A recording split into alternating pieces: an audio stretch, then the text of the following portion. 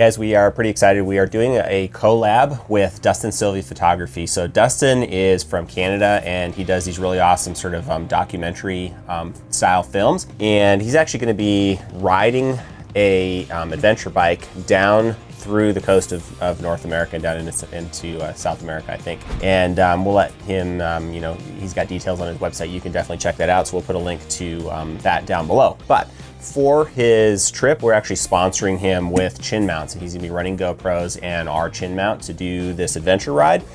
And he's gonna be using these Touratech helmets. And it's pretty cool adventure helmets, the Touratech Aventuro.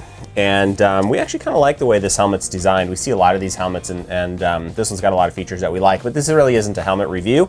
We have made a chin mount for this helmet. We make these chin mounts custom designed for every helmet style. So that means it really nicely fits the shape of the chin area of the helmet, clears the vents, lots of nice features, which we're gonna go into in just a second here. But first, let me talk about why we do chin mounting. So a lot of people start out running their GoPro by mounting it up on the top of their helmet. And when you do that, you lose a little bit of depth perception, which is already a huge problem with any of these action cameras. So because of the fisheye lens and some other features of them, you lose a lot of the depth of the trail features that you're riding. And so obstacles that seemed huge when you were out on the trail, up on the bike, you hit those, you get back and you look at the video and it looks like you were riding a fire road over a bunch of flat stuff, right?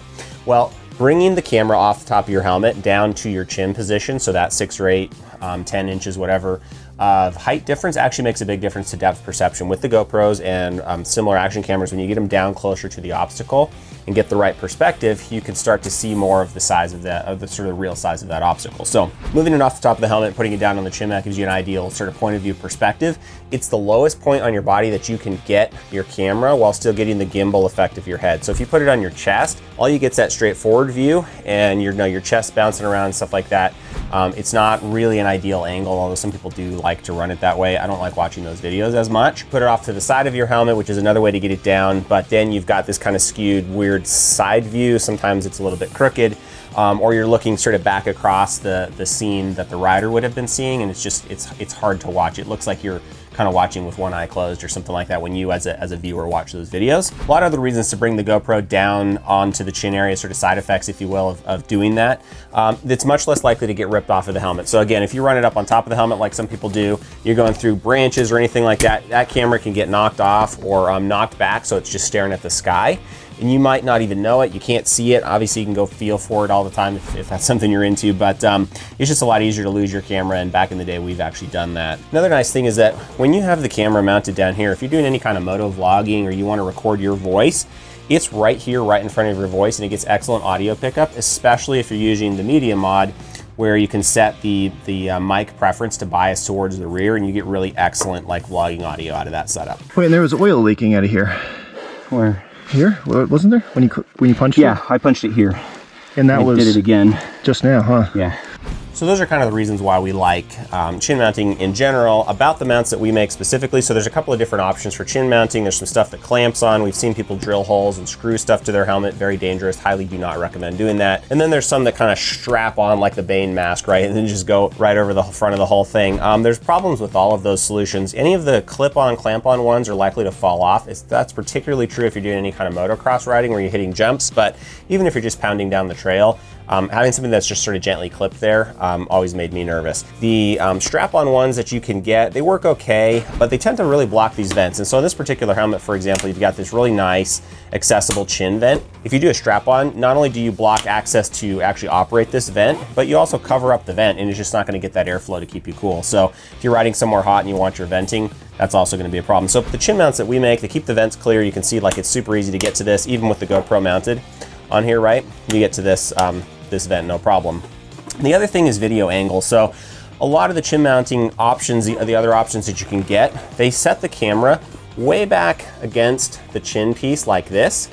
And so the only option that you have if you want to run your camera upright is basically straight up and down. The problem with that is if you're in attack position riding, your head's something like that, right? Now, if you run a camera that's straight up and down to the helmet, you can see here, I'm looking down at the trail in front of me, right? This camera is also looking down at the trail in front of me, and that's about all I'm gonna see. So I'm gonna get handlebars, you know, I'm gonna get my front tire, and I might get a few feet in front of that front tire. It sucks if you're trying to watch that video as a viewer. It's not a lot of fun because you really have no idea what's coming next. You can't anticipate anything. You can't get into the the sort of flow of that ride, and you're just not going to stick around for that video. So if you're producing content for anybody, even just for yourself to watch later, if you're just staring at the trail 10 feet in front of your bike, it's honestly not that interesting. So what a lot of people end up doing, of course, is then they'll put the camera upside down on those mounts, and then they can swing it forward and bring that view up to get a little bit of the horizon. That works okay, but you now have this camera hanging down below, and you know, when this helmet's on me and I'm you know, camera sticking down and I'm looking around doing all kinds of things. Remember, I'm wearing backpack straps. I might have a vest. I might have some gear with me, right? Tool bag or whatever. The water strap, right, for my hydration pack, and all that stuff can get caught up on the camera that's now hanging right here, swinging across, knocking into my chest and things like that. Getting caught on my straps, hanging up my head when I'm trying to turn, and just getting ripped off and knocked around and angle pushed off and all kinds of stuff. So it's not ideal. What we've done is design these mounts so that this area of the mount sticks out far enough off of the helmet so that we can get the GoPro mounted up on there, and we can give it an appropriate tip back angle. So when we're head down like this in attack position, we get that GoPro tipped back.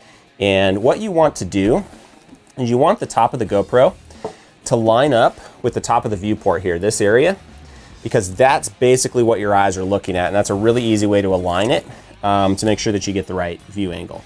Some of the other features that we've thrown into these mounts, we've reversed the screw direction. So traditionally, GoPro screws come in from, if you're looking at the helmet, it'd be from the left. The problem with that is the newer GoPros, I think since the Hero 8 maybe, they've got the side door for the battery, and that side door is on the same side as the screw head. So if you run the traditional screw direction, you've actually got to remove the camera from the mount entirely in order to change the battery or get to the memory card, which is kind of a pain. So we flipped that around, and on ours, the screw actually comes in from the other side like that. And when the camera is mounted up, you have complete free access to the battery door and the memory card area without having to take that screw off or make any adjustments to the camera. So really convenient little feature there. We also made sure, of course, that we have space to run the media mod or the mic adapter if you choose to do that, or a case. If you're running a GoPro inside a protective case, totally fine. The vast majority of those will fit just fine on our mounts. In rare occasions, if you're running something other than a GoPro, some of the cameras are a little bit differently shaped and you may need to get an adapter or something like that. We have one, which I'll talk about in a second, but we do have a 90-degree adapter available separately on the website that you can pick up. Free shipping if you buy that with a mount, of course. And this will let you do some interesting things, which we'll talk about in just a second. Chin mounts are 3D printed. We are switching to a material that has a little bit of flex. So this is one of the original style. It's quite rigid, which is nice because your camera's gonna sit really perfectly still. But what we found is the newer GoPros have a ton of image stabilization that works immensely well. It's actually super impressive. We actually did a test where we mounted the camera looking back at the rider down on the front fender of the dirt bike, and we went out and hit some whoops in the desert, and that thing's slapping. I mean, it had to be going 8 inches up and down, right? And you can barely tell the camera's moving from the perspective of the image stabilization. You just see the rider doing their thing, you know, and I'm telling you that camera's going wild, and it was still able to hold that rider in frame and not make you nauseous watching that video. And so we're actually switching to a material that's quite flexible. We're calling them indestructible because these, while they're not very prone to breaking, if you do smash your chin into the bar, you're likely to break the camera and possibly the mount if you hit really hard in an accident or something like that. The new material that we're using is super flexible, and so there's almost no way you can break them. You could slam your chin down into the bars or hit a rock going down or something like that in a pretty gnarly crash. You're gonna break the camera long before you're gonna break the mount. So we're pretty stoked about that.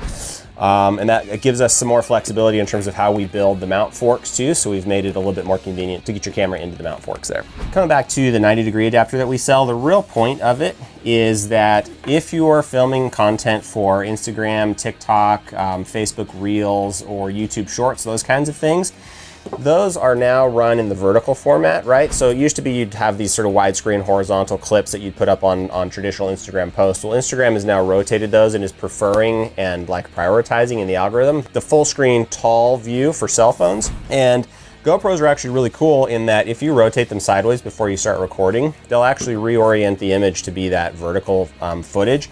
And you can shoot native 4K vertical footage without having to do any editing or cropping on the picture before you post your clips.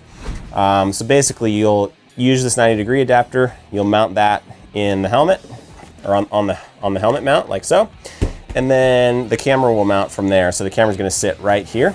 and works really well for capturing that native 4K vertical footage if you're posting to most of the social media channels. So check those out. I think they're 12 bucks in the shop, and we'll, like I said, we'll ship them free with the mount. Other stuff you get in the box, if you buy one of these adapters, we'll throw in a couple of screws. You need 2 screws, one to attach it to the mount and the other one to attach the camera to it.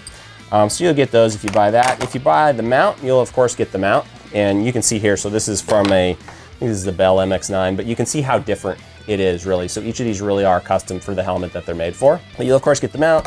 You will get a couple of these cool stickers. You can slap those on your bike or your helmet or whatever you like. And we'll send you some alcohol prep pads. Those are for wiping down the surface of the helmet before you install the mount. Now, to install these, this one's obviously already on here, but what you do when you install them is you're gonna put it on the helmet and figure out where you want it to be. Once you figure that out, you can peel the backing tape of the 3M tape off. And you're gonna spread those wings just a little bit. You're gonna put it in right where you wanted it, and you're gonna let those wings push themselves back onto the helmet. You can sort of press that in to give it a little bit of a seal, but you really want pressure from the wings to push in against the helmet. If you're using one of the harder plastic mounts, if you have one of the new TPU mounts, which we're gonna be rolling out, they're a little bit easier to install because the wings are a little bit more flexible. So basically the same process, except there's really no need to sort of pull back on them.